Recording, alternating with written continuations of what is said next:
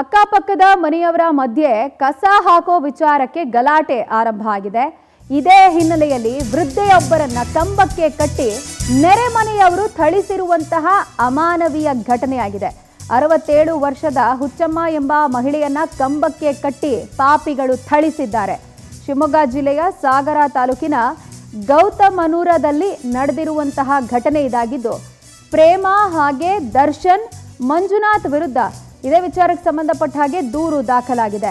ಆನಂದಪುರ ಠಾಣಾ ವ್ಯಾಪ್ತಿಯಲ್ಲಿ ಘಟನೆಯಾಗಿದ್ದು, ಕ್ಷುಲ್ಲಕ ಕಾರಣ ಕಸ ಹಾಕೋ ವಿಚಾರಕ್ಕೆ ಗಲಾಟೆ ಆರಂಭ ಆಯಿತು.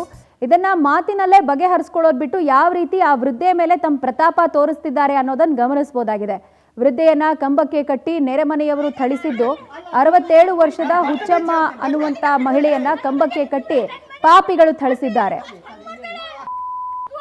ಇಲ್ಲ ಇಲ್ಲ ನಾನು ಇದು ಮಾಡ್ತೀನಿ ಈಗ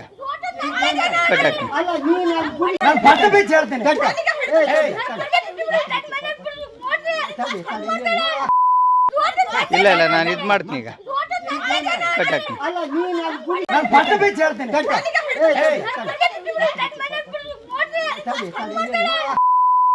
ಇಲ್ಲ ಇಲ್ಲ ನಾನು ಇದು ಮಾಡ್ತೀನಿ ಈಗ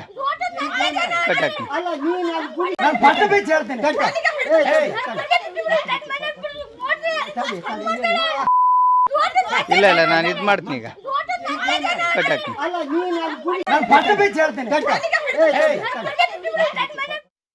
ನಮ್ಮ ಪ್ರತಿನಿಧಿ ಮೋಹನ್ ಕೃಷ್ಣ ನಮ್ಮೊಂದಿಗೆ ದೂರವಾಣಿ ಸಂಪರ್ಕಕ್ಕೆ ಸಿಗ್ತಾ ಇದ್ದಾರೆ. ಮೋಹನ್ ಕೃಷ್ಣ, ಒಂಟಿ ಮಹಿಳೆ ಮೇಲೆ ತಮ್ಮ ಪ್ರತಾಪ ಸವಾರಿಯನ್ನ ತೋರಿಸುವಂತ ಕೆಲಸ ಮಾಡಿದ್ದಾರೆ. ಯಾರು ಈ ಪಾಪಿಗಳು? ಜೊತೆಗೀಗ ಪೊಲೀಸ್ ಸ್ಟೇಷನ್ ಅಲ್ಲಿ ಕಂಪ್ಲೇಂಟ್ ಆಗಿರೋದ್ರಿಂದ ಆರೋಪಿಗಳ ಮೇಲೆ ಏನ್ ಕ್ರಮ ಆಗಿದೆ ಅಂತ? ಏನು ಪ್ರಜ್ವಲ, ಈ ರೀತಿಯ ಒಂದು ಅಮಾನವೀಯ ಘಟನೆ ಶಿವಮೊಗ್ಗದ ಸಾಗರ ತಾಲೂಕಿನ ಗೌತಮಪುರದಲ್ಲಿ ನಡೆದಿರುವಂತದ್ದು. ಇಲ್ಲಿ ಅಕ್ಕಪಕ್ಕದ ಮನೆಯವರ ನಡುವೆ ಆಗಾಗ್ಗೆ ಒಂದು ಜಗಳ ಕೂಡ ನಡೀತಾ ಇತ್ತು. ಇಲ್ಲಿ ಪಕ್ಕದ ಮನೆಯವರ ಜಾಗದಲ್ಲಿ ಅಂದ್ರೆ ಸ್ವಲ್ಪ ದೂರದಲ್ಲಿ ಕಸ ಹಾಕುವ ವಿಚಾರದಲ್ಲಿ ಆಗಾಗ್ಗೆ ಗಲಾಟೆ ನಡೀತಾನೆ ಇತ್ತು ಅಂತ ಹೇಳಲಾಗ್ತಿದೆ. ಆದ್ರೆ ವೃದ್ಧೆಯನ್ನ ಈ ರೀತಿ ಕಂಬಕ್ಕೆ ಕಟ್ಟಿ ಹಾಕಿ ಥಳಿಸಿರುವಂತಹ ಪಕ್ಕದ ಮನೆಯವರು, ಅಲ್ಲಿ ಏನು ಹುಚ್ಚಮ್ಮ 67 ವರ್ಷದ ಪಾಪ ಅಜ್ಜಿ ಈ ಆನಂದಪುರ ಪೊಲೀಸ್ ಸ್ಟೇಷನ್ ಅಲ್ಲಿ ಸಂಬಂಧ ಒಂದು FIR ಕೂಡ ದಾಖಲಾಗಿರುವಂತದ್ದು. ಈ ಅಜ್ಜಿಯನ್ನು ಆಗಾಗ್ಗೆ ಪೀಡಿಸ್ತಾ ಇದ್ರು ಅಂತ ಒಂದು ಆರೋಪ ಕೇಳಿ ಬರ್ತಾ ಇರುವಂತದ್ದು. ಅವರ ಪುತ್ರ ಈ ಒಂದು ಆರೋಪವನ್ನು ಮಾಡಿರುವಂತದ್ದು. ನಾನು ಬೆಂಗಳೂರಿನಲ್ಲಿ ಇರ್ತೇನೆ, ಈ ರೀತಿಯಲ್ಲಿ ಘಟನೆ ನಾನು ಇಲ್ಲದೆ ಇರುವಂತ ಸಂದರ್ಭದಲ್ಲಿ ನಡೆದ್ರೆ ನನ್ನ ತಾಯಿಯ ಕತೆ ಏನು ಎಂಬ ಪ್ರಶ್ನೆಯನ್ನ ಈಗ ಅವರು ಮಾಡಿರುವಂತದ್ದು ನೀವು ಗಮನಿಸಬಹುದು, ಬೈಟಲ್ಲಿದೆ. ಆದ್ರೆ ಈ FIR ಆದ ಬಳಿಕ ಅವರ ವಿರುದ್ಧ ಏನು ಕಾನೂನು ಕ್ರಮ ತೆಗೆದುಕೊಳ್ಳಲಾಗಿದೆ ಎಂಬುದು ಇದೀಗ ಬಯಲಾಗಬೇಕಾಗಿದೆ ಪ್ರಜ್ವಲ. ಈ ಸಂಬಂಧ ಈಗಾಗಲೇ ಆನಂದಪುರ ಪೊಲೀಸ್ ಠಾಣೆಯಲ್ಲಿ ಪ್ರಕರಣ ಕೂಡ ದಾಖಲಾಗಿದ್ದು ಪೊಲೀಸರು ಕ್ರಮ ಜರುಗಿಸಿದ್ದಾರೆ. ಜೊತೆಗೆ ಈ ರೀತಿಯಲ್ಲಿ ಅಮಾನವೀಯ ಘಟನೆ ನಡೆದಿರುವಂತದ್ದು ಹ್ಯೂಮನ್ ರೈಟ್ಸ್ ಖಂಡಿಸಲೇಬೇಕಾಗಿರುವಂತದ್ದು.